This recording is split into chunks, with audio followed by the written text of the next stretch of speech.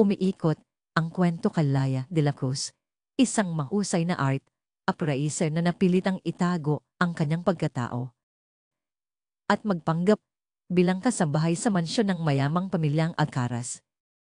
Ang kanyang misyon ay linisin ang pangalan ng kanyang ama, isang arts restorer, na isinangkot sa isang malaking iskandalo ng pamimiki ng sinin. Nasa sentro ng kwento ang pinta na hapag, kainan, isang yaman ng pamilya Alcaraz na sigurado si Laya na isang peking obra. Habang lihim na iimbestiga si Laya, nakuha niya ang atensyon ni Santino Alcaraz, ang anak ng pamilya, at isang ambisyosong art auctioneer. Mula sa paunang pagdududa, unti silang naging magkakampi.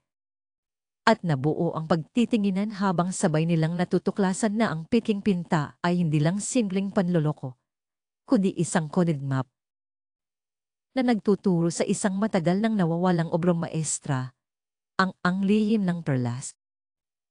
Ang kanilang paglalakbay ay puno ng drama habang hinaharap nila ang malupit na kontrabidang si Rogelio Salazar, ang utak sa likod ng lahat ng konspirasyon.